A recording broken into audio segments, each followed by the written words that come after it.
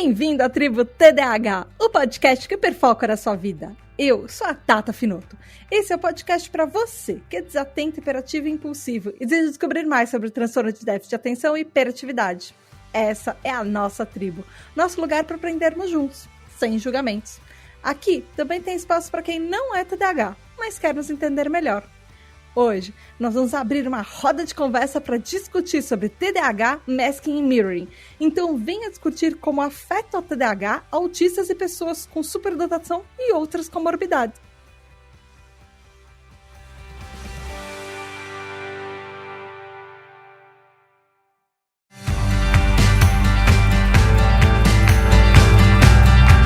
Oi, tribo, tudo bem? Aqui é a Tata Finoto e mais um episódio sobre TDAH para vocês.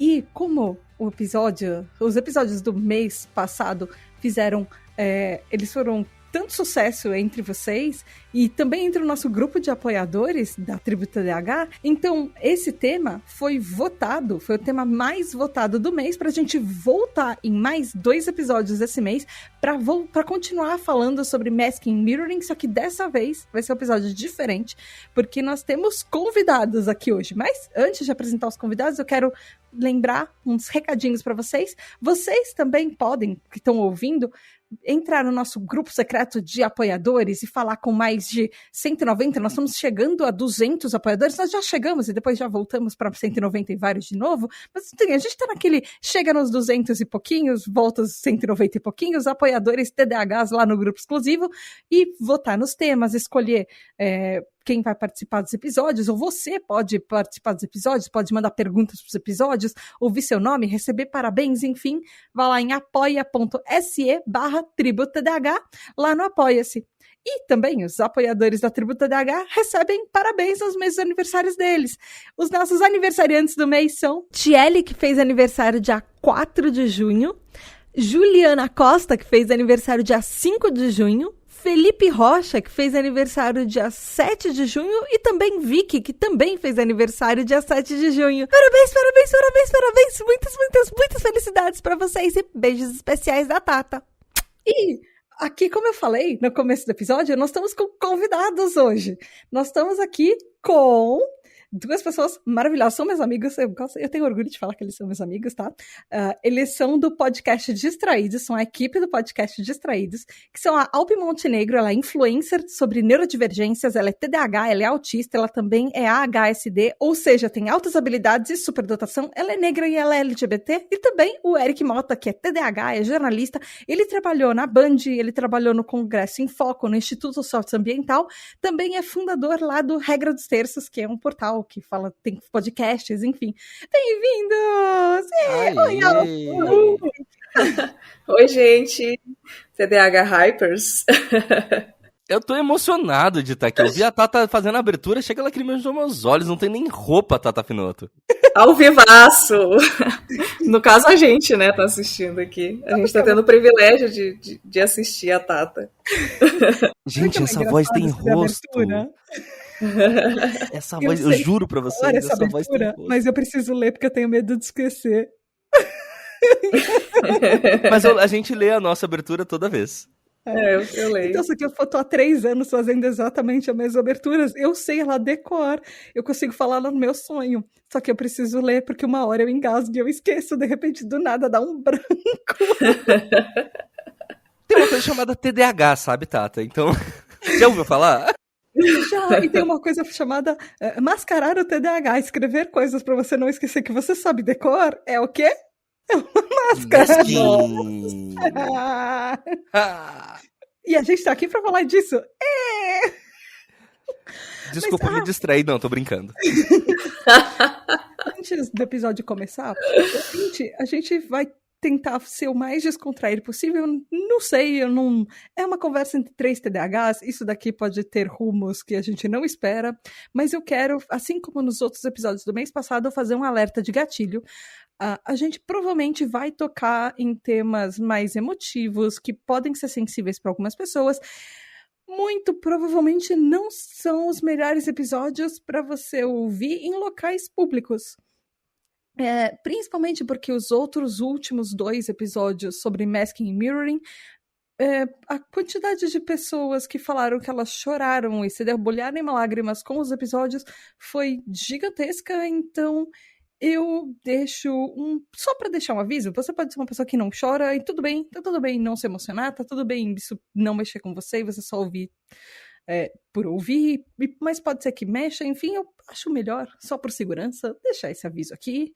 Enfim, e quando eu falo dos últimos episódios, foram os episódios 76 e 77, que são TDAH, Masking e Mirroring, que significa literalmente mascarar os sintomas de TDAH, e Mirroring é espelhar comportamentos neurotípicos pra gente ser mais aceito. Então é disso que a gente vai falar hoje. Gente, eu tenho perguntas, tem muitas coisas pra gente falar hoje. Eu quero já começar, assim, com a porta, com o pé no peito, porque eu recebi uma pergunta. Aliás, todas as nossas perguntas hoje são dos TDAH Hypers, tirando uma ou outra que eu queria fazer especificamente pra vocês. A primeira pergunta é da Aline Coelho. E ela fez uma pergunta muito boa e precisava ser a primeira, assim, porque eu acho que ela já vai dar um pouco o tom do episódio. Que é assim, vocês lembram quando vocês começaram a fazer esse masking e esses mirroring, ou seja, esse mascaramento dos sintomas do TDAH e esse espelhamento de comportamentos sociais? Ela fala que ela, por exemplo, lembra de quando ela estava lá pela 6ª ou 7ª série, que ela notou que ela era como se fosse uma amálgama dos comportamentos dos colegas do colégio que ela mais gostava. E ela não sabia identificar qual era aquele eu verdadeiro dela. Quem era o que era dela e o que era dos outros. E a pergunta eu sei que é meio complicada, ela já chega assim no âmago. Eu não sei se eu sei responder. Eu lembro claramente de ir para minha psicóloga aos 7 anos de idade, e aprender comportamentos que iam... E eu sempre chamei isso de ferramentas que me ajudaram ao longo da vida a ser mais aceita na sociedade. E eu sei, por exemplo, que a minha professora da primeira série, me colocou numa carteira mais na frente, me tirou...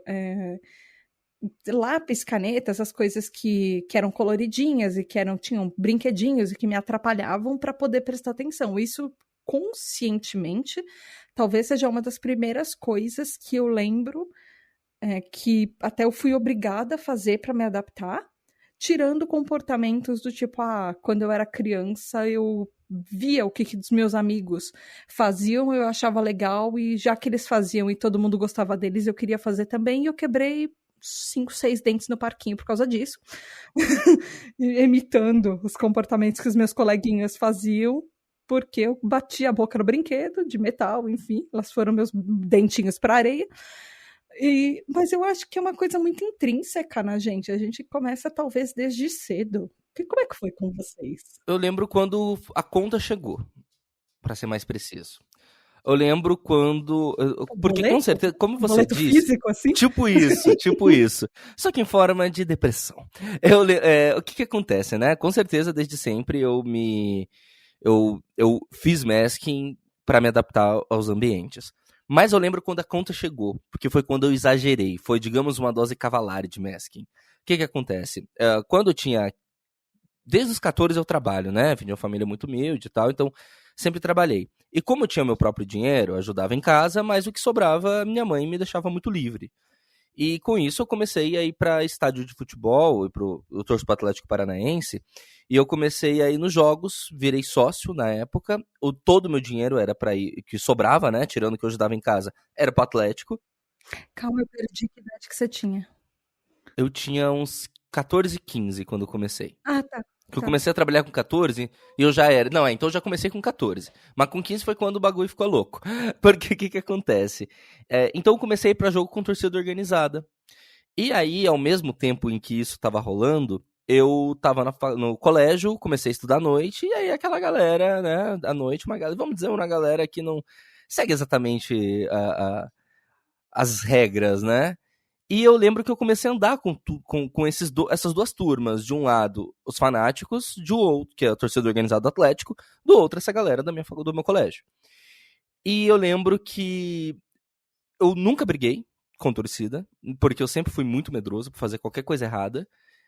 Só que eu tava envolvido com aquela galera, e toda vez que ia ter briga, porque eles marcam, sim, pelo menos naquela época marcavam, eu dava um jeito de fugir, disfarçando, sempre inventava uma desculpa, tipo, hoje eu vou mais tarde porque minha mãe precisa de mim pra alguma coisa, hoje eu vou mais tarde porque o almoço saiu tarde. Eu lembro Não, que mas uma vez calma aí, sério que isso parece pra mim coisa de escola, do tipo, Não. torcida organizada fala, eu vou te pegar na saída, vai ser tal dia, tal horário, leve as suas armas. Gente, isso é muito coisa de escola. Hoje em dia eu não sei, né, mas naquela época, quando eu tinha 15 anos, que foi quando eu comecei aí com os fanáticos, eles marcavam mesmo. Eu morava no Fazendinha, que é a periferia aqui de Curitiba. Na verdade, a Fanáticos do Itatiaia, que é meio que a periferia do Fazendinha, quebrava o pau com a Império, que é a torcida do Curitiba, do Caiuá. E eles marcavam esse dia, eu lembro de um dia específico, e foi o dia que eu entrei em choque.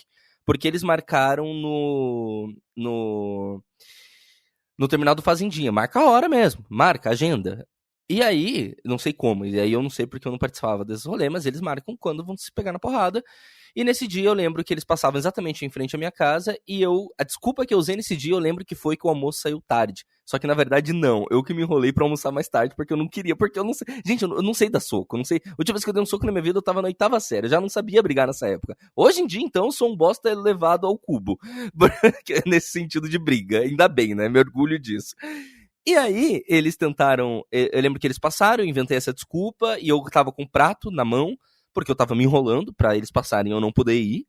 E eu não queria passar vergonha de não ir brigar. E eu lembro que nesse dia, resumindo a história, um cara do condomínio do lado perdeu a mão, porque estourou a bomba que ele ia jogar na Império na mão dele. Quem é do Fazendinha deve saber até de quem eu tô falando. E nesse dia eu lembro que foi um grande choque pra mim, tipo, onde eu tô me metendo? Porque eu não sou dessa vibe. Eu não sei brigar, eu não gosto de brigar, não sei o que eu tô fazendo. Só que eu não conseguia não ir com eles. Por quê? Porque eu queria fazer parte de algo, porque eu não fazia parte de nada. Porque eu não conseguia falar sobre as músicas dos meus amigos, aqui até entra como o TDAH se apresentou na minha vida.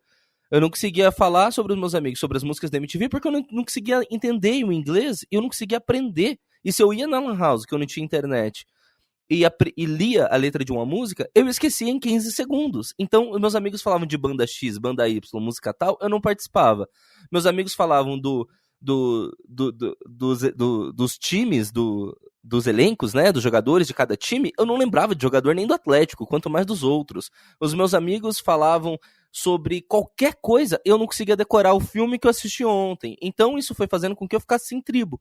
Eu tinha meus amigos do condomínio, que eu fui criado, são meus amigos até hoje, só que eu não conseguia entrar naqueles rolês. Então, eu era pessoa zoada, porque eu trocava as palavras, trocava os lugares, não lembrava de nada. Enfim. E aquela galera era a galera que eu acho que eu conseguia pertencer. Só que era a galera que nitidamente eu não pertencia, mas eu conseguia, de alguma maneira, me sentir fazendo parte daquilo. E é isso, somado à galera que eu andava no colégio à noite, que também fazia umas coisas que não eram muito legais, e que eu não concordava, mas eu andava junto porque eu não queria não fazer parte. Teve uma vez que eu tava indo pra escola no 2º ano, com a minha irmã mais velha, e eu tive uma crise de choro no meio da rua. E uma crise, não passava. Depois de muito tempo consegui me controlar, fui pra escola, chegando na escola, tive de novo a crise de choro. Isso eu estudava à noite, e eu saí correndo da escola, minha casa ficava uns 30 minutos da minha casa, do colégio. Eu fui correndo até em casa. Eu lembro certinho da cena. Eu entrei em casa, minha mãe olhou e falou: Meu Deus, o que aconteceu? Que eu tava inchado de chorar. E eu não conseguia falar, e eu não sabia o que era. Botei a cara no travesseiro, e eu lembro que eu dormia no beliche, minha mãe embaixo e em cima. Eu subi no beliche, botava a cara e gritava, eu tremia. E eu não sabia o que era. O resultado disso foi que minha mãe ligou pro meu pai, que morava na Bahia, e ele deu um jeito de me levar pra lá. Já era fim do ano, já era tipo novembro. E nessa eu fui passar as férias com meu pai na Bahia, e a maneira que eu tive de fugir foi não voltando. Fiquei na Bahia por 3 anos. Eu liguei pra minha mãe e falei: Eu não vou voltar, eu vou ficar aqui com meu pai. Porque em Curitiba eu me senti obrigado a fazer coisas que eu não concordava pra tentar fazer parte. Então, tipo, eu olhei e falei: olha uma oportunidade de reiniciar e não precisar. Porque na minha cabeça eu não podia voltar pra Curitiba e não continuar fazendo parte dos fanáticos, não continuar andando com aquela galera. Então eu lembro, é por isso que eu lembro a primeira vez que o Meskin cobrou a conta. E foi muito difícil. E isso fez eu mudar completamente a minha vida. Enfim, na Bahia eu fiz trocentos outros tipos de masking, que aí a gente ficaria aqui literalmente a noite toda, mas é isso, eu lembro quando ele cobrou a conta e foi caro, foi bem caro. Caramba. Nossa, Nossa, eu revisitei um lugar aqui agora doído, cara. Você tá bem? Você quer Tô, mandar? vontade de chorar, mas tô. Eu sempre tô com vontade de chorar, sou um chorão. abraço virtual. Um abraço. Não, então, se você falando, eu lembrei de coisas da minha vida também. Porque não é fácil, né? Eu acho que dificilmente a gente não tem momentos que a gente não quer, talvez, ir para um lugar que a gente estuda ou para um grupo, talvez, de amigos. Mas, principalmente, eu imagino que lugares de estudo, porque... Nossa, eu tinha crises de choros em várias idades, porque eu sofri muito bullying do tipo... crianças que queriam me bater na saída da escola e eu tinha que Nossa, fugir e jogavam minha mala no lixo ou, sabe, tentavam me deixar de lado e assim, enfim, nossa, eu várias passei por situações. muita coisa assim também, de ser ameaçada, de ter a integridade física ameaçada mesmo, né? E chorar, eu acho que eu já contei isso, eu acho, no Distraídos, que eu acho que as pessoas ficavam com pena de mim, elas ameaçavam de me bater e depois elas desistiam porque eu chorava tanto e elas ficavam depois debochando da minha cara, kkk, tipo, tu acreditou? Ah lá, medrosa, sabe? Assim, no final, tipo, eu esperava todo mundo da escola ir embora para eu sair por último da escola, porque do medo de apanhar, entendeu? Eu já E fiz do, isso. e do deboche das pessoas. Então, geralmente, eu saía, ia todo mundo embora. Quando as tia entravam para limpar na sala, eu tava lá esperando, tipo, até o último para eu poder sair, sabe? Por medo de apanhar. Tinha gente que me perseguia até na minha casa, assim, sabe? Enfim, eu acabei não apanhando, assim, mas só as ameaças já me deixavam apavorada, né? Tem muita coisa que eu não. Muita coisa da memória da minha infância se apagou, assim, realmente. Eu não sei se por causa do TEPT, né? O transtorno do estresse pós-traumático. Acho que tem muita coisa que o nosso cérebro apaga mesmo não sei se para poupar. Não sei como é que é esse Mas rolê. você lembra de, por exemplo, quando você teve consciência que você estava fazendo masking ou quando você estava mascarando sintomas ou quando você estava espelhando? Não precisa ser necessariamente da Sim, infância, mas alguma vez que você teve consciência ou hoje você vê e você fala, nossa, isso é claramente sim, uma coisa que eu fazia para tentar me encaixar. sim. Como eu já percebia que eu era diferente, né? E que as pessoas. Desde pequena, acho que desde, sei lá, 6 anos de idade, assim, comecei a ter. Mas aí eu tentava eliminar coisas, por exemplo, eu não tinha como esconder a minha cor, esconder a neurodivergência também é difícil, né? Por mais que eu não soubesse nomear, mas eu fazia ali o meu masking e eu tentava, por exemplo, fingir que eu não era pobre.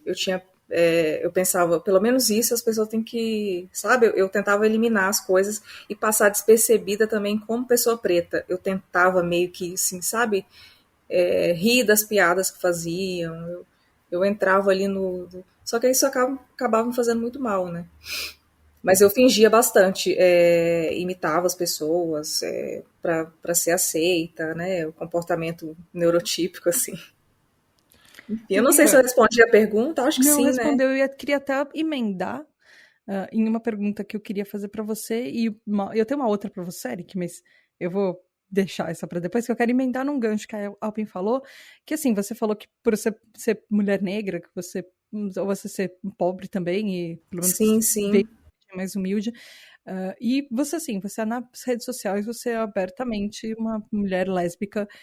Você acha que você teve outros tipos de máscara que você usou por causa disso? Por exemplo, que o Eric e eu, a gente claramente não precisou. E que a gente não precisou usar. Mas, por exemplo, até pela passabilidade, sabe? Que Sim, mascaramento e passabilidade são coisas extremamente relacionadas. Mas, porque você também tem outras divergências, mas, sei lá, você acha que você, com essa intersecção de minorias, tem máscaras que você precisa usar por causa de recortes sociais que talvez outros TDAHs, ou, por exemplo, TDAHs, por exemplo, eu, uma mulher branca com TDAH, e hétero, o Eric, um homem branco com TDAH hétero que assim, da gente não usa? Ai, com certeza, né? Quanto mais distante a gente tá dos padrões, né? Mais eu acredito que a gente se esforce para mascarar isso e tal.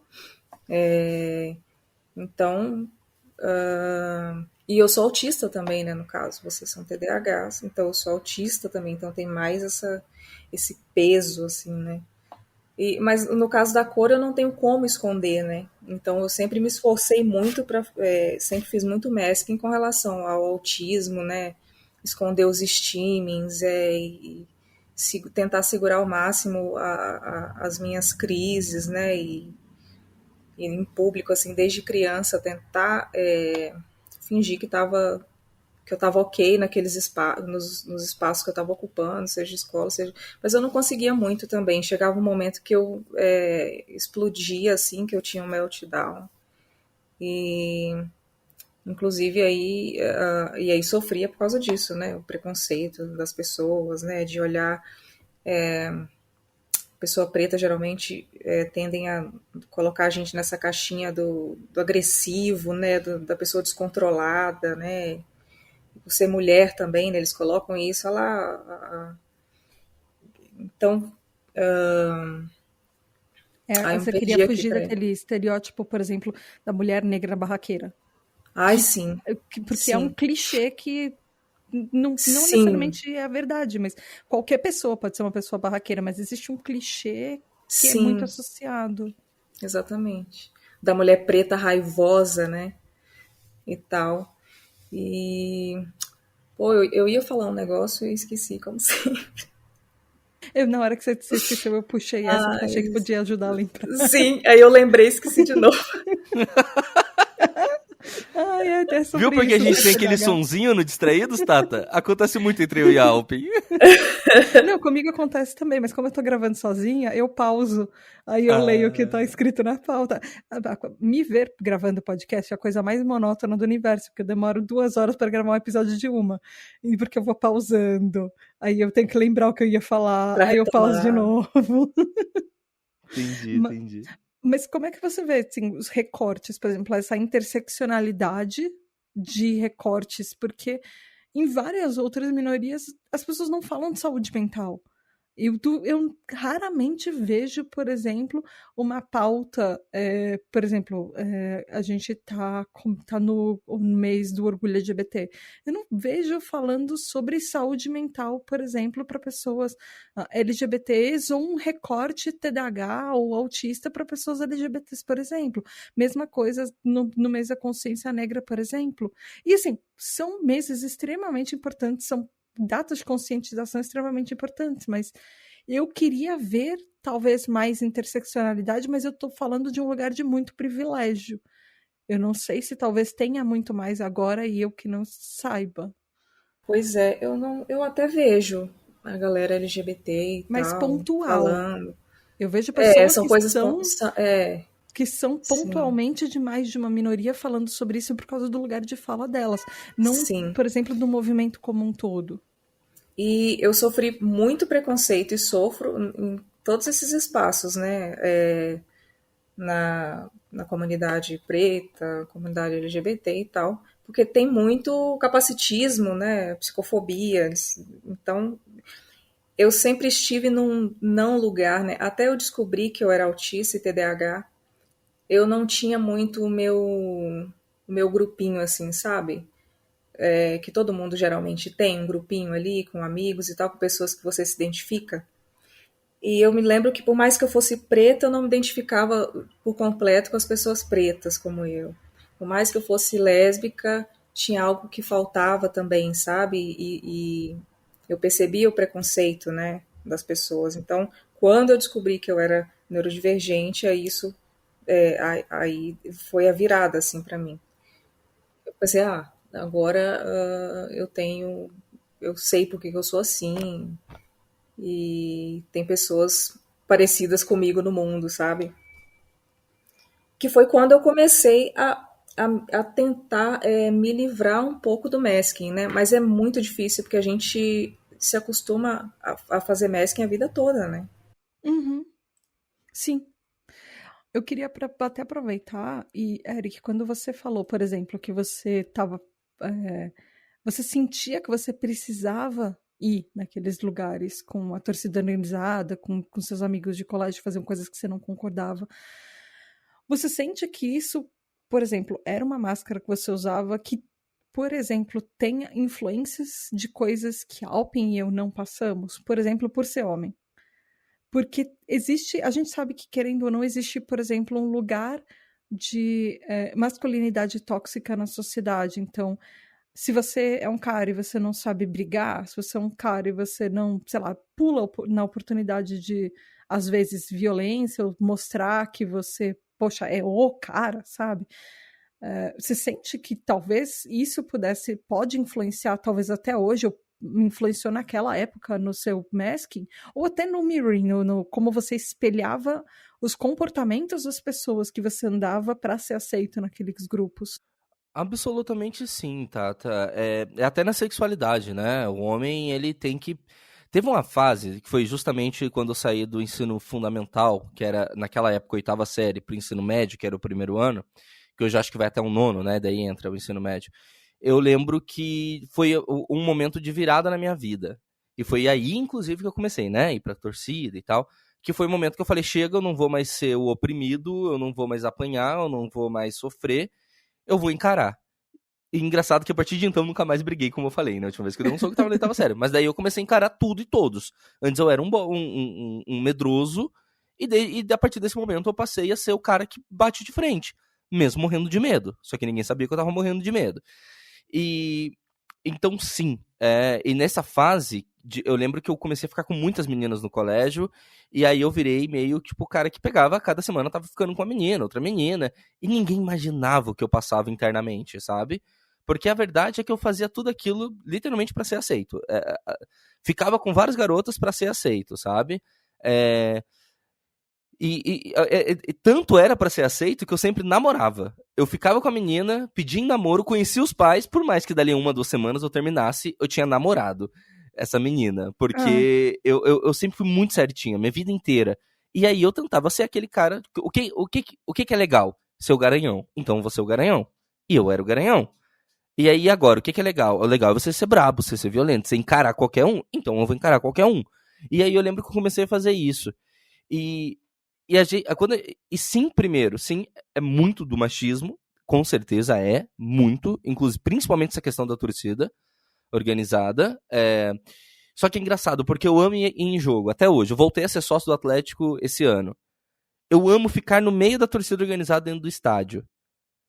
Só que, primeiro, nada me impedia naquela época de fazer a mesma coisa. Eu pego o meu carro aqui, paro no estacionamento, entro no estádio, dentro do estádio eu vou pra onde fica a torcida organizada, porque eu gosto da vibe de torcer. Acaba, eu vou embora. Naquela época eu podia fazer a mesma coisa. Só que naquela época eu tinha muito que ser aceito por toda aquela galera. E hoje, por exemplo, tem o tio da minha esposa, ele tem mais ou menos a minha idade, tio Fer. E o Fernando, ele é um cara sensacional, ele é um cara incrível. E ele vai pro estádio com 2 filhos, e a esposa, 2 filhos bebês, e eles ficam meio perto da organizada, mas não ficam no meio. Só que eu gosto de ficar no meio porque eu gosto da bateria, eu gosto da bagunça dentro do estádio. E como o Fernando vai, eu nunca... E ele não vai ouvir esse podcast, se ouvir, tio Fer, eu te amo. Mas como o Fernando vai, que é o tio da Kelly, eu não tenho coragem de falar, Fer, eu vou ficar ali no meio dos fanáticos, não vou ficar com você porque você tá com 2 crianças, você tem que ficar distante, e aí no final a gente se encontra pra se dar um alô. Aí todo jogo que ele vai eu fico com ele, mesmo eu querendo estar ali porque eu quero agradar. Eu já identifiquei isso, porque claro que eu gosto muito dele. O primeiro dia que eu fiquei com ele foi porque eu gosto muito dele. E da esposa e dos filhos, as crianças são maravilhosas. Só que até hoje eu me pego fazendo coisas pra agradar. Agora já não é mais uma torcida, agora já não é mais um bando. Agora é o tio Fernando, que é o tio da Kelly, e eu tenho que agradar, porque eu acho que no fundo é uma baixa autoestima, né? Porque a gente se acha tão pequeno, a gente se acha tão não merecedor do amor e do carinho das pessoas, que aqueles poucos que nos dão amor e carinho, a gente não quer decepcioná-los. Ao ponto de, conhecendo o Fernando, conhecendo o sangue dos Cadanos, que é o sangue da minha esposa, ele ia cagar se eu quisesse ficar no meio dos fanáticos, desculpa o termo. Não porque ele não gosta de mim, porque eles são muito de respeitar a liberdade do outro. Eles são muito tipo, cara, faz o que você quiser, só seja feliz. Eles são maravilhosos. Então eu sei que ele não ia ligar. Mas até hoje eu tenho que ficar perto do tio Fer. Porque se eu falar pra ele, cara, eu tô no estádio, mas não vou ficar perto de você, que eu prefiro ficar aqui na Fanática, e se ele passar a me rejeitar? Então, existiu lá atrás muito, mas hoje, até quando o assunto não é o machismo, como é o caso hoje, não é por machismo que eu quero ficar com o Fernando, que eu fico com o tio Fer, mas eu ainda não consigo falar, cara, eu quero ficar aqui no meio dos fanáticos porque eu gosto, e daqui a pouco a gente se vê. Mas não, se ele me mandou mensagem, eu vou ficar com ele, porque como assim eu vou dizer não pra um ser humano? E se amanhã nenhum ser humano quiser que eu fique perto, e aí é sempre um sentimento de eu vou ficar sozinho amanhã. E como eu vou ficar sozinho, amanhã as pessoas vão descobrir a fraude que eu sou. E como amanhã as pessoas vão descobrir a fraude que eu sou, eu vou aproveitar enquanto elas ainda não perceberam. E vou tentar ficar perto delas, eu tô chorando.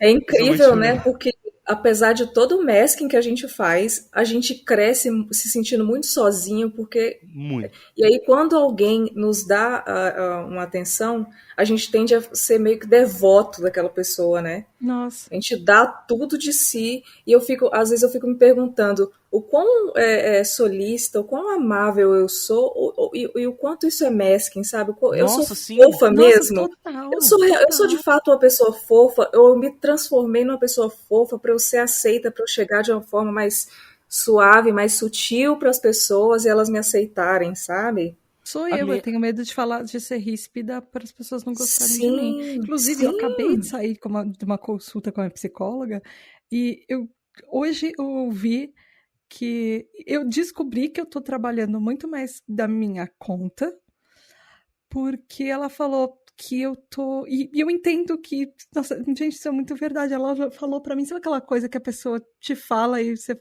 Eu vou precisar processar isso o resto da semana, porque eu acabei de sair da consulta, foi meia hora antes da gente começar a gravar. E ela falou que ela falou, você percebe, você tá fazendo tudo pra todo mundo, você não sente que você tem uma saída, e você não reclama porque as coisas são assim e você desistiu de reclamar porque você tem medo que você vai perder alguma coisa se você falar alguma coisa. Então eu tô acumulando, e eu tô assim há meses, há anos, talvez até, acumulando algumas coisas que me magoam, e essa minha mágoa, assim, eu ficar triste por coisas que eu poderia ter e que eu até mereço ter, sabe, felicidade, por exemplo, e eu vou acumulando tristeza porque eu tenho medo de falar para algumas pessoas que aquelas coisas me magoam, porque eu tenho medo que as pessoas desistam de relacionamentos que elas têm comigo. Então eu tô me jogando no trabalho e eu tô desistindo. É estranho, porque assim, o meu hobby virou meu trabalho. E agora eu não tenho mais hobby. E aí eu deixei... eu tô cada vez com menos amigos e sabe aquele negócio de parece que tem uma hora que você fala, que você olha, não é que você tá sozinha, mas eu sinto que eu tô desistindo da minha vida e eu tô focando em outras coisas que são as coisas que eu tenho controle, porque na tribo eu tenho total controle, eu não preciso lidar com pessoas no sentido de alguma coisa que as pessoas fazem me magoam, eu não vou ter coragem de falar isso pra elas. E eu tô desistindo de mim, porque eu tô com medo de pedir uma coisa que é o mínimo, que é atenção, que é pedir uma coisa que é o mínimo, que é, sei lá, que eu tô triste, e aí eu acho que já não vale mais a pena falar, porque se eu já falei antes e a pessoa não me ouviu, é porque ela não quer estar junto comigo, por exemplo, ou, sei lá, não quer mais... sei lá, e aí eu vou acumulando coisas que não necessariamente eu queria estar fazendo, mas para agradar as outras pessoas, porque não tem jeito de não fazer aquilo. É sempre esse medo da solidão, é o medo de ninguém, é isso que eu falei, é o medo de amanhã eles vão perceber que eu sou uma fraude e amanhã eu vou estar sozinho. A minha esposa brinca muito que eu sou, ela fala isso de uma maneira não pejorativa, ela fala, nossa, você é muito trouxa, porque não importa o quanto a pessoa pisa em mim, no dia seguinte, se ela falar, Eric, desculpa, eu falo, desculpa, me dá um abraço. E pra muitos parecem, nossa, Eric, esses dias eu ouvi isso de um amigo, Eric, você é a pessoa que tem o melhor coração que eu já conheci, porque você sempre perdoa as pessoas, você sempre quer o bem, mas é isso que a Alpin acabou de falar. Agora, será que eu sempre perdoo porque eu sou realmente a pessoa que tem o melhor coração? Ou será que eu sempre perdoo porque, na verdade, eu acho que amanhã eu não vou ter ninguém, então eu tô perdoando porque pelo menos é uma pessoa que tá aqui, então no fundo é uma questão quase egoísta, né? Uma autodefesa perdoar. Então... Eu noto que as relações que a gente constrói, elas são interpessoais, elas são muito díspares, né? A gente, parece que a gente dá tudo da gente e o outro tá lá vivendo a vida dele. Quando tem um tempo, ele encaixa a gente na vida dele, sabe? As pessoas. Mas a gente tá ali, assim, a gente dá tudo da gente, principalmente, por exemplo, relacionamentos amorosos, né? Também a gente tende a dar tudo, assim, e abrir mão de qualquer coisa, abrir mão da gente, né? Dos nossos gostos, das nossas... da nossa vida completamente, assim, para agradar o outro, porque é tão raro isso acontecer que quando acontece, a gente começa a ter medo, né, de perder. E o mais louco, Alpin, é que a gente falou muito sobre isso, Tata, no Distraídos esses dias, mas o mais louco é que muitas vezes a outra pessoa nem quer que você abra mão de nada. Eu tô casado há 6 anos e eu descobri na minha terapia que eu entrei em depressão porque eu abri mão de quem eu era. Abri mão de fotografar, de andar de bicicleta, abri mão das coisas que eu gostava. E aí eu parei pra refletir, depois até conversei com a Kelly. A Kelly nunca falou, Eric, não fotografe. Eric, não ande de bicicleta. Não, a Kelly assim, ó, eu falo, amor, tal dia eu tenho um jogo. Tá bom. Amor, eu vou fotografar. Foda-se, vai. Desculpa o palavrão. Relaxa. Vai, faz o que você quiser. Aquele assim, ó, faz o que você quiser. É isso que eu falei da vida da família dela, né? A família dela é muito assim, cara, você é um indivíduo com todas as suas liberdades, seja feliz. E a Kelly, ela traz isso pro relacionamento. E aí, quando eu paro pra olhar e falo, mas por que eu fui abrindo mão? A resposta é masking. Eu fui abrindo mão de fotografar porque a Kelly não gosta de fotografia nesse sentido. É isso que eu ia te falar, porque eu acho que talvez a gente tenha, e eu vejo isso em mim também, pelo menos, a gente tem uma necessidade de, às vezes, não é que a gente deixou de fazer por outra pessoa, mas é que, por mais que nós estejamos confortáveis ficando sozinhos, eu acho que nem sempre essa solidão é confortável para o TDAH de uma certa forma, ou para neurodivergente de uma maneira geral. Porque, por exemplo, eu já viajei sozinha, eu já cansei de visitar museu sozinha, em exposição, mas hoje eu abro mão de fazer várias coisas porque eu queria a companhia do meu namorado junto, mas ele não pode ou ele não vai. Assim, geralmente porque ele não pode... Então eu deixo de fazer coisas que eu não queria, porque eu queria ter uma companhia. Se eu tenho a opção da companhia, por que eu vou fazer sozinha? E aí eu comecei a perceber que eu comecei a desistir de mim, por não ter a companhia. E cara, isso me adoeceu, Tata. Fez eu passar por uma puta crise nesse início do ano. Inclusive chegou a respingar no casamento. E eu precisei de muita terapia pra entender, tipo, quando eu olhei e falei, cara, ok, minha terapeuta é uma santa. E, tipo, em um mês, ela virou minha vida de cabeça pra baixo. Em 2 meses, ela me colocou no plano de novo. Em 3 meses, ela tá me fazendo caminhar novamente, sabe? Minha terapeuta é muito boa. E, basicamente, primeiro ficou de cabeça pra baixo porque eu percebi que eu me anulei nesses 6 anos. E, repito, deixo isso claro, não por culpa da Kelly. A Kelly nunca fez nada pra que isso acontecesse. E ela não liga. A Kelly simplesmente não liga se eu ouço rap, ou se eu ouço funk, ou se eu ouço sertanejo. Ela não liga. A Kelly não liga se eu vou fotografar. A Kelly não liga se eu vou subir um morro pra fazer trilha. Ela é muito de dar liberdade.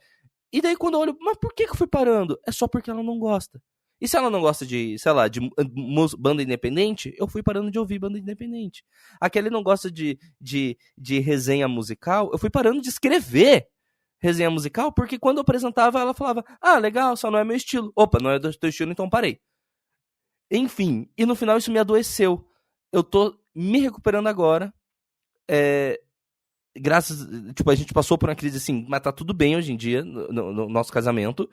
Porque a crise, na verdade, não foi nós dois. A crise foi 100% eu percebendo de, cadê eu, caramba? E aí, quando eu comecei, tá, eu preciso disso aqui, eu preciso daquilo ali, ela falou, tá.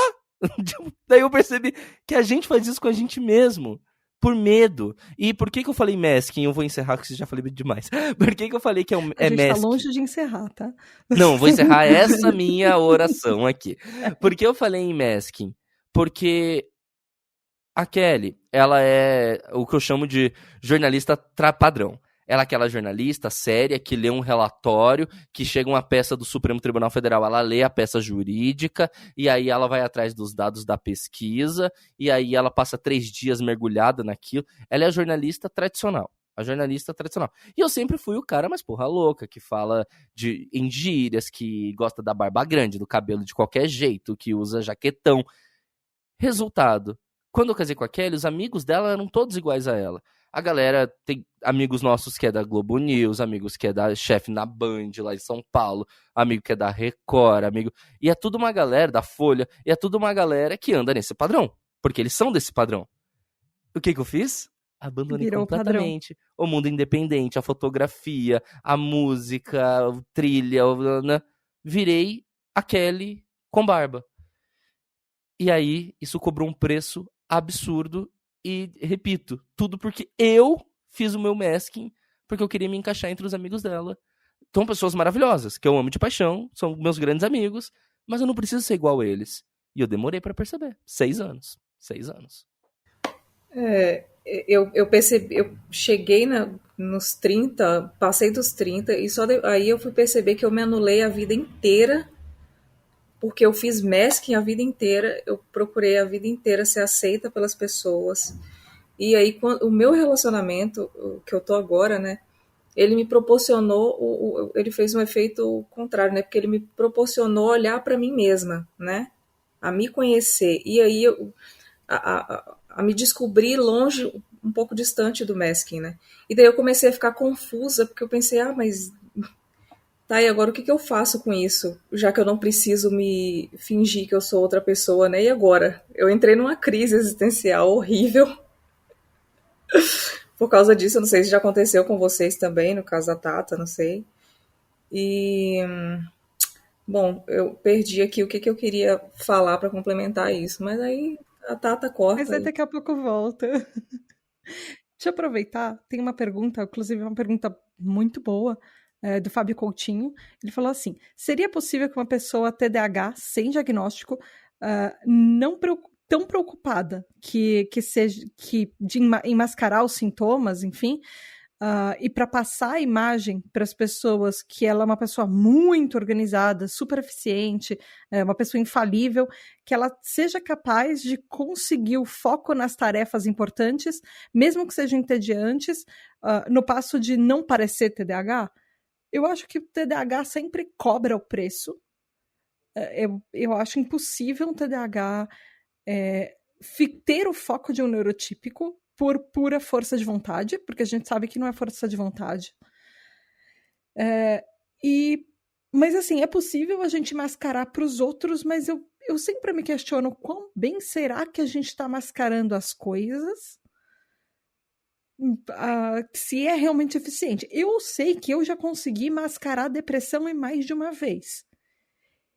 Do tipo, as pessoas achavam que estava tudo bem e eu estava ruindo, e então eu acho que talvez seja possível a gente mascarar o TDAH de uma certa forma, mas por dentro a gente sabe que as coisas, a gente está equilibrando pratos e pisando em ovos enquanto a gente equilibra uma pilha de prato de porcelana na mão. Mas eu acho que as coisas sempre cobram preços, como o Eric falou. Então, se uma pessoa, eu acho que está fazendo isso e não é diagnosticada, muito provavelmente, quando ela tiver um diagnóstico, talvez seja um diagnóstico com consequências altas, porque ela está gastando uma energia, fazendo um esforço muito alto, e aí venha junto com um burnout, com uma depressão, com uma ansiedade ou alguma coisa assim. Porque tudo tem um custo. E por mais que a gente não saiba, por exemplo, de um TDAH, é possível que a gente tenha vivido quase a vida inteira, ou a vida inteira, sem saber do diagnóstico de TDAH e eu soube aos quase tudo. Com 30, né? O que vocês Desculpa, acham te cortei. disso? Perdão. Não, eu ia perguntar justamente para vocês, o que vocês acham disso? Baseado na minha experiência, eu vou falar por mim. eu nunca consegui fazer esse MESC, assim, aparentar ser uma pessoa muito organizada e tal. Eu já tentei passar essa imagem falando, né? Tipo, vendendo esse discurso. Mas na prática, eu sempre deixava a desejar, sabe? Minha máscara caía, assim, de uma maneira horrenda. Então, eu tentei, e talvez até hoje ainda tente vender esse discurso de ser uma pessoa organizada, assim, de tentar esconder que eu, né, não dou conta, mas depois não funciona, porque na prática eu falho com as pessoas, né? Então, não sei, por mim, eu nunca consegui fazer isso. Cara, eu por exemplo, fui, né, assim como a Alp também, fui diagnosticado com quase 30, né? Com 29, sei lá, e 9 meses. E eu sempre abracei essa desorganização, a minha desorganização, como sendo a minha característica. E aí só que ao mesmo tempo, eu tenho... É muito louco, porque tem pontos que eu sou extremamente desorganizado e tem pontos que eu sou extremamente organizado. E aí, às vezes eu passo a semana inteira, o mês inteiro, com uma bagunça gigantesca na minha mesa, no meu guarda-roupa. Mas se alguém tirar um papel do lugar, eu não consigo mais me encontrar. Nossa, sim. Uhum. E eu imagino, e eu já tentei manter uma organização, por exemplo, como eu tava falando agora há pouco de ser casado, teve um tempo que eu e a Kelly, a gente dividiu o escritório, e eu já tentei, fracassei miseravelmente em manter a organização da Kelly pra minha mesa. Porque era o mesmo escritório, então tinha que manter a mesma ordem. E isso me fazia muito mal. Muito mal no sentido de eu me perdia, daí eu ficava irritado, daí eu queria pegar uma coisa, não tava ali onde eu geralmente deixava. Então, eu imagino que isso faz com que se alguém vive a vida inteira, que é a pergunta, né, do TDAH Hyper, se a gente vive a vida inteira, Hyper não, Hype, né? TDAH? Hyper não, tá certo. Ah, falei certo. Se a gente vive a vida inteira tentando seguir esse padrão de manter a organização típica de um neurotípico para que ninguém perceba que eu sou neurodivergente. Eu acho que o preço é absurdamente alto a ser pago, tanto que as poucas vezes que eu tentei fazer algo quase parecido, que foram por curtíssimos tempos, tipo 1 a 2 semanas, sempre deu muito errado. E tem um ponto que eu não sei se é do TDAH, eu não sei do que é. Mas, por exemplo, o meu guarda-roupa, eu dobro minhas roupas de um jeito. Se a Kelly dobra minha roupa pra mim, tipo, recolheu roupa, já dobrou pra mim e já guardou pra me ajudar. Se ela fez isso e ela não dobrou do jeito que eu dobro, automaticamente aquele guarda-roupa vai virar uma anarquia. Porque é como se eu não tivesse a capacidade de seguir guardando as coisas no lugar certo, do jeito certo, uma vez que tem uma camisa dobrada do jeito diferente. E aí, vai 1 mês até eu parar e arrumar meu guarda-roupa do jeito certo. Enquanto isso, quando eu tiro uma roupa, ou pego uma roupa do varal, eu jogo no guarda-roupa, porque já tá bagunçado mesmo. Uhum. E aí, então, tipo, é muito louco esse negócio que ele falou de organização, né? Então, ao mesmo tempo que eu consigo ficar 1 mês no guarda-roupa bagunçado, esse organismo tem que ficar metodicamente arrumado daquele meu jeito. Se bagunçar um dia, já era, é anarquia. É Deus no comando, é fogo no parquinho. Vocês são assim também, meninas? No espaços físicos eu sou extremamente organizada e metódica, né? Eu não sei se o autismo me ajuda nisso. E até quando alguém bagunça, você vai lá e arruma? Até pra lavar uma louça, tudo muito organizado, assim, tipo, sabe? Eu sigo sempre um padrão, sabe? Eu sigo o padrão para não esquecer. Eu faço coisas, eu tenho ordens para fazer coisas para eu não esquecer. Mas é porque a bagunça física, ela me desregula muito, Mas sabe? como é que é isso para você, Alpin? Esse ordem do autismo relaciona com... ao mesmo tempo que tem o caos do TDAH. Do TDAH, pois é uma confusão. O que você mascara nisso? Você fica um pouco mais desorganizada em um lado e um pouco mais organizada no outro? Ou você mistura os dois e tipo, entre aspas, vira uma pessoa neurotípica? Tipo, o mais com mais dá menos, né? Tipo Capitão Planeta. Cara, eu nunca tinha pensado nisso. Do autismo e do TDAH, eu sou um neurotípico. Uma pitada de autismo, uma pitada de TDAH. Mais 2 copos de altas habilidades de superdotação, nasceu a Alpin super poderosa! Nasceu um ornitorrinco, né? Eu me sinto um híbrido, assim, né? Um cat dog, sabe? Já viram esse desenho? Não vi. É uma mistura desenho de que, tipo, cachorro um com lado gato. tinha um cachorro e do outro tinha um gato. Eles não tinham o resto Sim. do corpo. Não tinha um rabinho. Onde tinha o rabinho, tinha outra cabeça. Não Sim. eu já Eu vi. me sinto muito assim, um cat dog, um ornitorrinco, sei lá, né? Sendo autista e TDAH. Não lembro sua pergunta, tá?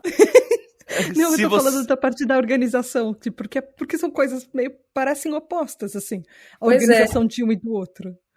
E como é que você Pois fica no é. meio disso tudo? Se Mais tem espaços. alguma parte que você usa uma máscara de um no outro, ou se elas se afetam, sei lá. Por exemplo, espaços físicos é tranquilo para mim manter certa organização. Eu até passei a fazer um exercício forçado, assim, de tentar relaxar um pouco, sabe? Ah, deixa isso, porque até um lixinho que eu faço aqui, eu quero já jogar imediatamente no lixo. Eu não tenho paz se eu ficar sentada aqui e com o lixo aqui do meu lado, entende? Você para a série pra jogar o lixo ou você pausa Ah, com o filme. certeza. Eu pauso, pauso. Cara, é, é, é muito louco, porque assim, ó, como eu falei, eu sou de fase, sabe?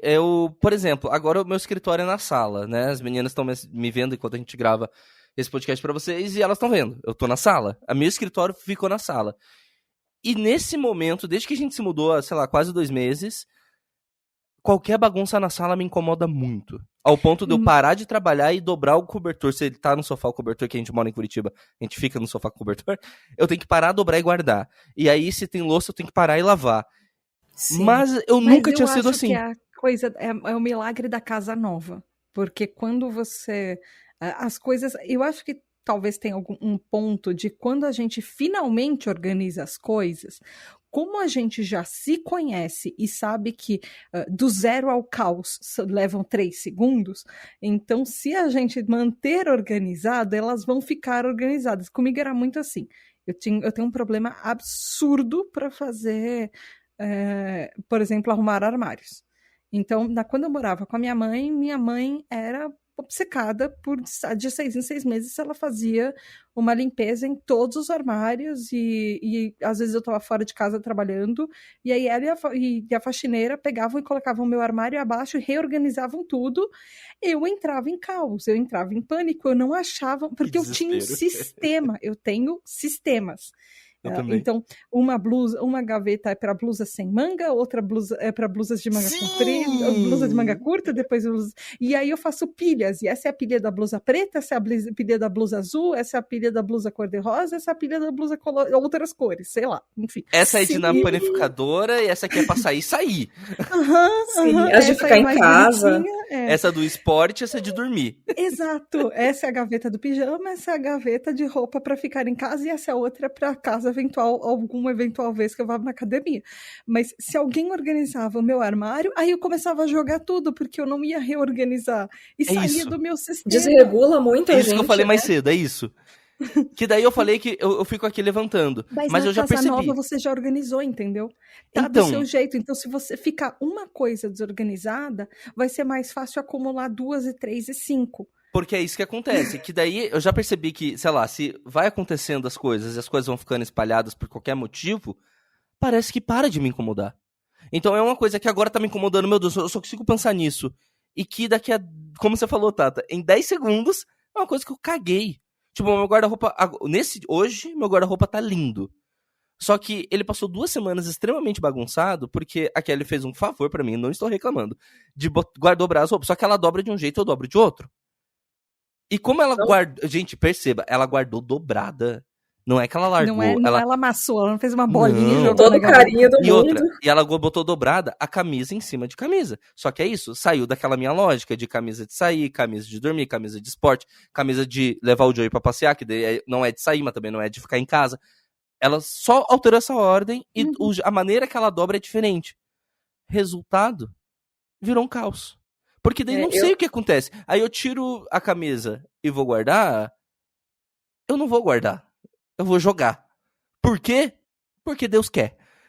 Eu nem deixo minha namorada dobrar minhas coisas, porque eu tenho um jeito específico de dobrar, sabe?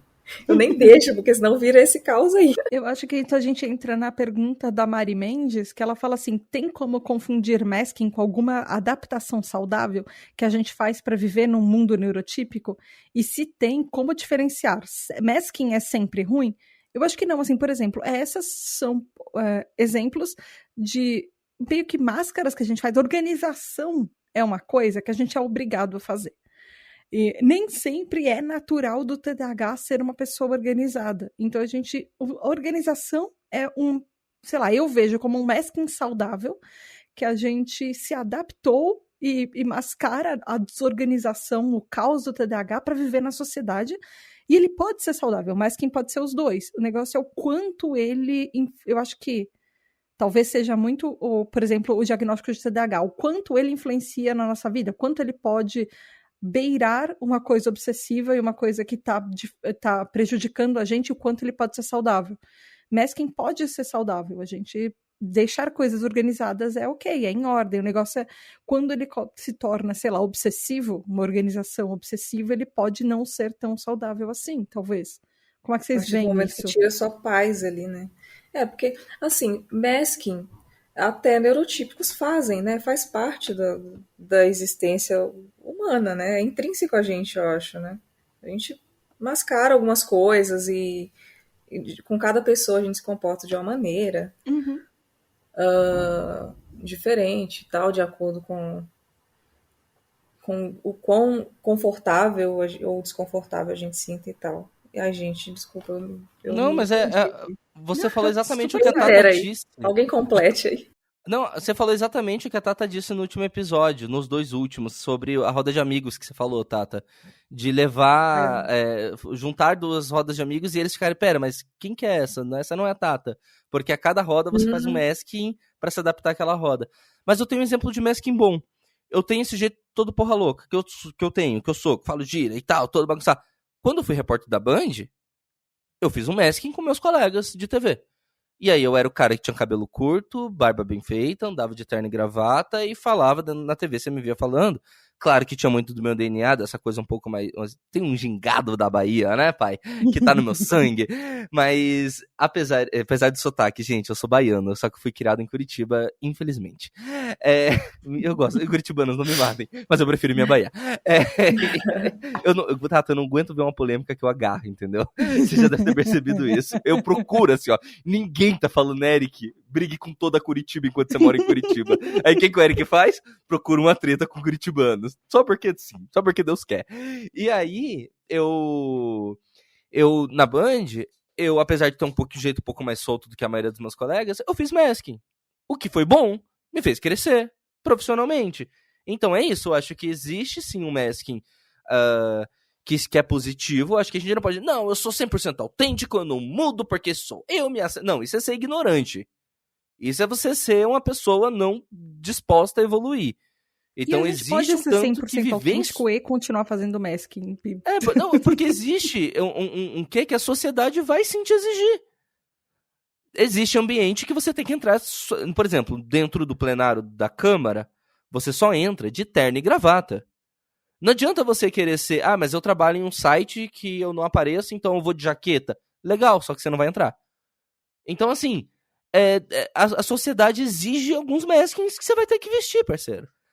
Não, você podia. A Tata fez um sinal aqui, gente, falando que ela tá não muito bem na fita, se ela fosse, mas você pode não entrar, mulher pode não entrar de terno e gravata. Mas é isso, entende? Tipo, tem momentos da vida que você vai ter que se adaptar àquele ambiente. Gente que diz, eu sou assim, me aceito, eu falo assim, não, isso não é ser autêntico, isso é ser ignorante. Porque a sociedade exige que às vezes você se adapte. Então, não temos que riscar o masking. Não, temos que fazer tudo de maneira equilibrada e saudável. Qualquer coisa demais é uma coisa que eu vi na minha infância, adolescência. Tudo que é demais sobra e vai pro lixo. É isso. No caso, quem vai pro lixo é você mesmo. Se você for muito masking. Eu acho que isso entra muito também... Tem uma pergunta do João Queiroz que eu acho que vale entrar nesse momento, que ele falou assim, o masking poderia sabotar algum tipo de terapia? Ele fala que nós vivemos de hábitos e a gente aprende a conviver com preconceitos, sendo que o masking é uma forma de autodefesa também, é um copismo, que é o que a gente está falando aqui até agora. Ele fala assim, então, como a gente poderia lidar com os dilemas entre reconhecer e combater a sensação de assumir a falsidade e insegurança? O que vocês acham, assim? Porque acaba sendo, às vezes, uma dualidade. A partir do momento que a gente, acho que percebe que a gente faz masking, talvez a gente comece a se perguntar, isso eu tô fazendo porque eu quero, eu tô fazendo porque esperam de mim? Porque é realmente um mecanismo de defesa. É um mecanismo... a gente... pertencer à sociedade é literalmente um mecanismo de sobrevivência do ser humano, porque o ser humano é frágil e a gente só sobreviveu na natureza desde a pré-história estando em grupos. Então a gente precisa estar em grupo para sobreviver. Então eu acho que o TDAH fazer masking é uma questão não só de copismo, é sobrevivência. É autodefesa, é a gente pertencer a uma sociedade para a gente não ser excluído dela, e se a gente é excluído da sociedade desde todo sempre, as coisas são mais difíceis para quem é um pária. Então, não só, sabe, é um mecanismo de adaptação social também. Então, mas tem isso, né? Tem essa parte de reconhecer, e a gente, entre combater ou não, entre essa insegurança que dá pra gente. De saber. Cara, será que eu vou parar de fazer isso e as pessoas vão me aceitar? Quem nunca escondeu uma coisa da sua terapeuta que atire a primeira pedra? A gente... Eu falo demais, eu acho que eu não consigo. Não, eu já. Mas... Tipo, não, isso aqui eu não vou falar, não. Isso aqui ela não precisa saber, porque a gente não quer ser julgado nem pela pessoa que a gente tá pagando pra nos ouvir. Sim. Então, sim, entendendo bem. Então, o masking, ele ou da mãe, né? Porque da mãe é principalmente quando você é criança. Não, mas a minha mãe esconde até hoje sem peso na consciência. O problema é a terapeuta que eu tô pagando, entendeu? Isso é o que você quer. Não, mas eu citei a terapia porque eu acho que é um bom exemplo, né? Porque é uma pessoa que, no fundo, a gente sabe que ela não vai nos julgar, a gente sabe que ela tá ali pra nos ajudar a melhorar, a entender. Mas tem coisa que a gente fala, putz, mas se eu contar exatamente o que eu pensei, o que ela vai achar de mim? Então, assim, é o nível que a gente chega de medo de não ser aceito, né? Então, a pergunta do João, ela vai no sentido de o masking também, como é que ele falou? O masking terapia, agora eu perdi o gancho, que ele falou se o masking poderia sabotar algum tipo de terapia. Sim, porque a gente esconde da terapeuta. Por isso que eu pensei nessa frase. Quem nunca escondeu algo da terapeuta. Porque se eu chegar pra minha terapeuta, eu me considero uma pessoa muito aberta. Eu sempre ouvi que sou muito dado.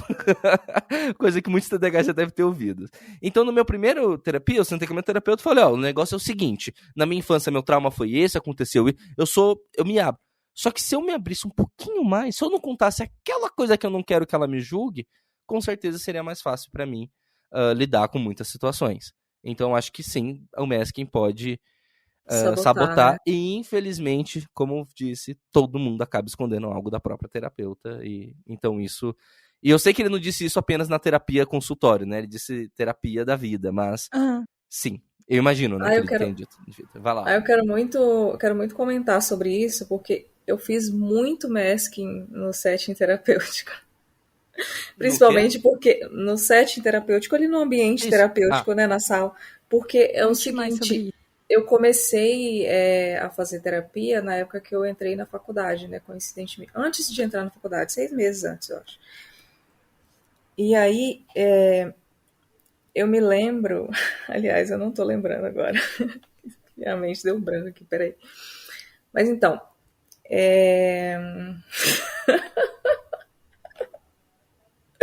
Ai, gente, eu me distraí. Peraí, que eu preciso muito lembrar. Você ia falar da terapia, que você já falou sobre fazer masking na terapia. Lembrei. E a primeira terapeuta que eu fiz terapia, eu fiz acho que 3 anos com ela.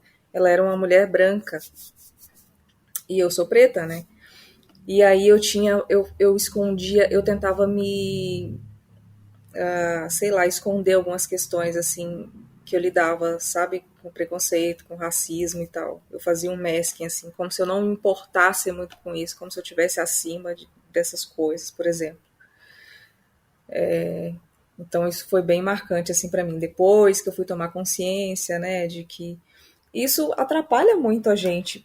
Não só isso, nessa questão do, né, é importante a gente procurar um terapeuta que a gente se identifique ali com ele, né, por exemplo, que seja neurodivergente também, de preferência, que tenha a sua cor, ou se não tiver também, que tu pelo menos crie uma conexão legal com a pessoa, né? Mas eu lembro que eu escondia muita coisa por esse medo também. Eu tinha medo dela me taxar como uma pessoa agressiva, que eu tinha uns meltdowns, entendeu? E às vezes eu já tive crises muito fortes, assim, de sobrecarga, que eu quebrei coisas, sabe? E eu tinha medo de levar isso, de expor isso para ela, porque eu tinha medo dela me ver como uma pessoa ruim, uma pessoa que representa um perigo para a sociedade, sabe? E era muito esse medo que eu tinha, que eu nem tinha consciência, né? Muita consciência racial, assim. Então, mas eu já estava ali mascarando e escondendo essas coisas por medo de julgamento. Faz sentido. Nossa.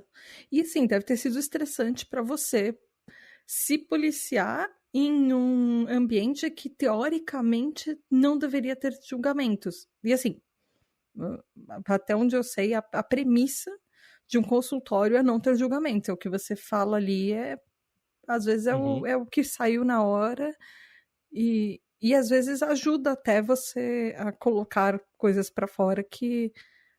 Porque falando, às vezes a gente vai percebendo coisas sobre a gente que não eram reveladas antes. E eu não tirei esse medo do nada, né? Eu cheguei a levar para essa terapeuta algumas questões relacionadas ao racismo que eu sofria, mas eu senti meus sentimentos ali invalidados. Aí isso me criou um bloqueio em mim, eu comecei a mascarar isso e me importar, tipo, não, que isso? Tipo, isso aí não é problema pra mim, não. E comecei a levar só outras questões, sabe? Coisas de infância, de traumas, coisas que vivi com meus pais e tal. Esses tempos, né, eu tava... quem tava ouvindo o Distraídos deve ter percebido isso, que durante alguns episódios eu estava falando que eu não era muito feliz, muito realizado, essa é a palavra correta, em sendo sócio de uma agência de marketing. E que eu tava lá, mas eu não era muito realizado, mas eu precisava estar lá porque eu precisava pagar a conta. E a verdade é que não era esse o motivo, assim, porque a gente era uma agência pequena, né, ainda existe, agora sem mim, e a verdade é que o meu salário não vinha da agência, porque a agência só pagava os custos porque a gente tinha que ter funcionário para fazer a agência funcionar e eu não tinha lucro. Só que eu usava isso como desculpa e eu falava pros outros e eu acreditava que eu estava lá porque eu precisava ser responsável e pagar meu salário. E garantir meu futuro. Até que eu percebi, conversando com a minha esposa, que na verdade eu estava na agência porque eu não queria, de novo, desagradar a Kelly, sendo que a Kelly tava cagando se eu ia ficar na agência, se eu não ia ficar na agência.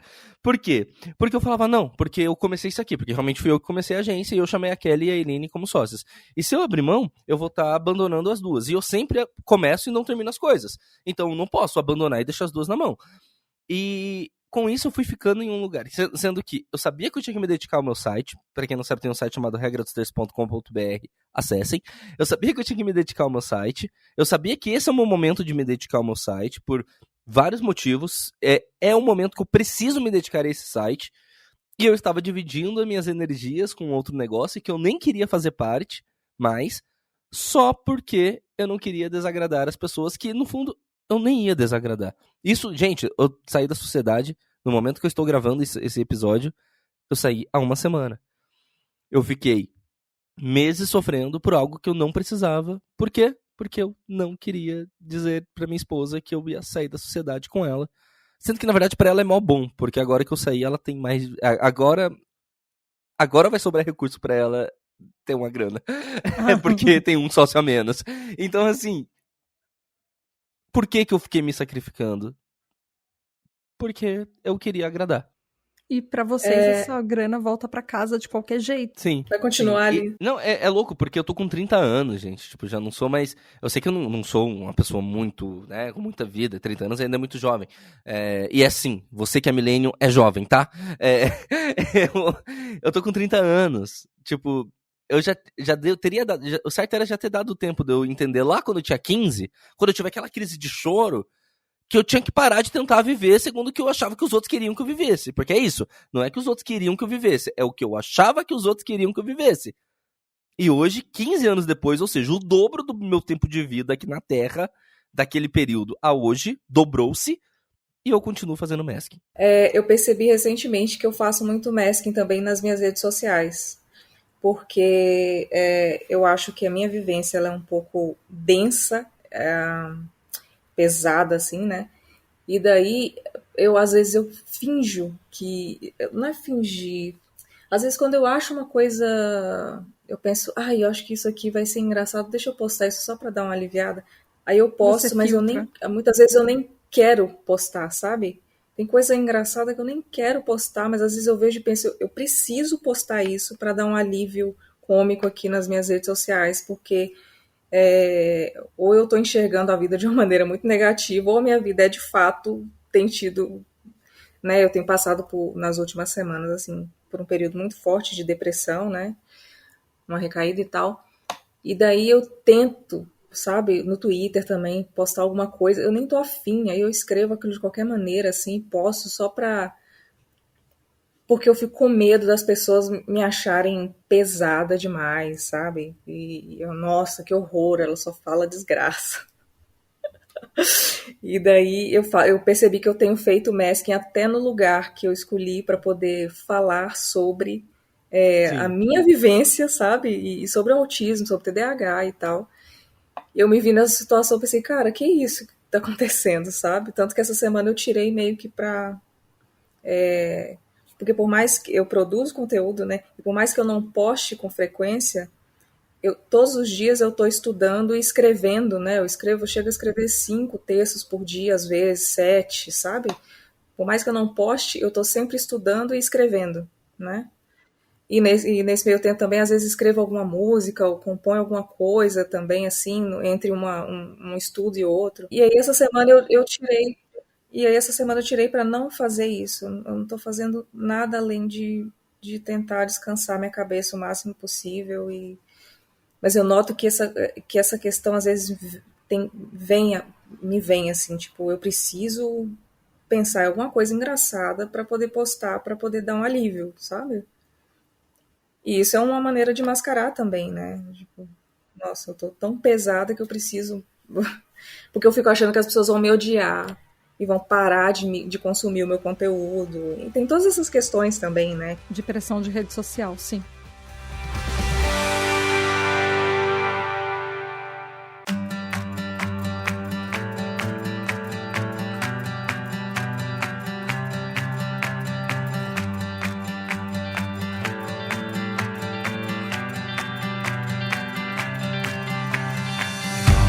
Foi isso, meus ouvintes. A gente encerra por aqui essa conversa. Ainda tem a segunda parte, porque, obviamente, é uma conversa entre 3 TDAHs. Ela ficou longa, como sempre. E você sabe que na Tribo TDAH a gente sempre corta em parte 1 e parte 2 da conversa. Então vai ter mais conversa, vai ter mais Eric, vai ter mais Alpin, vai ter mais Tata também no próximo episódio. Eric e Alpin, muito, muito, muito obrigada por participarem. Eu quero que vocês deixem os recados de vocês e assim, redes sociais, onde as pessoas encontram vocês, onde as pessoas podem falar com vocês, discutir coisas, enfim. Primeiro, passem do podcast, depois passem as redes pessoais de vocês, se vocês quiserem. Tata, primeiro eu queria te agradecer demais, muito bom estar aqui, sou seu fã, você é a nossa musa dos podcasts, eu falo isso, gente, em todo episódio do Distraídos. Quando eu cheguei pra Alpin e falei, Alpin, vamos fazer um podcast? A Alpin falou, vamos, mas tem esse aqui, tem que ser nesse estilo. Aí quando eu vi a Tata, eu falei, não vai ser nesse estilo porque eu não tenho capacidade de fazer nesse estilo. Eu sou fã do Tribo TDAH, entendeu? Mas eu queria agradecer demais, obrigado a todo mundo. Eu também sou um TDAH Hyper, queria convidar você que está nos ouvindo, seja um TDAH Hypers, estamos por lá, vamos trocar uma ideia. Eu confesso que sou meio relapso com o Telegram, até no meu grupo Hiperfocados eu dou uma vaciladinha, porque eu não sou lá a pessoa que lembra de responder mensagens. A gente é TDAH, a gente aparece no grupo nas horas certas, não existe estar atrasado ou esquecer que ele existe. A gente tá sempre fazendo as coisas certas na hora que elas deveriam ser feitas. Isso. Perfeitas. Mas eu só queria pedir pra vocês realmente apoiarem, gente, porque eu quero aqui puxar o advogado agora, Tata, porque, gente, não é fácil fazer o que a Tata faz. Eu digo porque eu produzo também um podcast junto com a Alpin, e é muito difícil, tá? Muito difícil. E a gente tem conta pra pagar. Então eu falo aqui em nome, com a procuração que a Tata não me deu, mas que eu estou assinando em nome dela. Ajudem a Tata, porque não é fácil, e digo mais, não é barato. Vocês acham que é barato, que é de graça. Não é. O microfone, o fone que a Tata tá ouvindo, que é um fone que a NASA usa, pelo que eu tô vendo daqui, é um fone caro. Microfone é caro, software de edição. Ajudem a Tata. Eu falo isso porque eu sei o quanto é necessário. Ajudem a Tata, ela merece. Dito isso, queria pedir para vocês seguirem o @distraídospod, de podcast, com demudo, no Twitter e no Instagram. Prometo que semana que vem não vai passar, o podcast Distraídos vai estar em todas as plataformas de streaming. Tá aqui no meu planner, de semana que vem não passa, eu vou cadastrar em todas as plataformas, porque a Tata e o Antônio me cobram. O Antônio que falou agora há pouco, da gente botar, porque eles não ouvem em uma, que eu não vou falar qual, que vai que eles querem patrocinar a Tata, daí ela fala que ela só ouve lá. Mas essa uma ali que tá, eles não costumam ouvir. Tá em todas. Mas eu vou arrumar, portanto, você pode acessar o regradostextos.com.br ou as redes do Distraídos Pod para ouvir todas as edições do podcast Distraídos. Eu sou o Eric Mota por aí, Eric com CK, em todas as redes sociais, inclusive no YouTube, e eu vou aproveitar esse podcast para me fazer o desafio e eu tomar alta vergonha, uma vergonha na minha própria cara, alta vergonha, acabei de criar um novo termo. Tata Finoto, Alpin Montenegro. Eu gravei, inspirado na Alpin, uns vlogs sobre o dia a dia do TDAH, mostrando como é a minha vida, equilibrando o profissional, né, empreendedor e tal, e jornalista, com o TDAH produtor de conteúdo. E adivinha se o TDAH produtor de conteúdo editou? Não.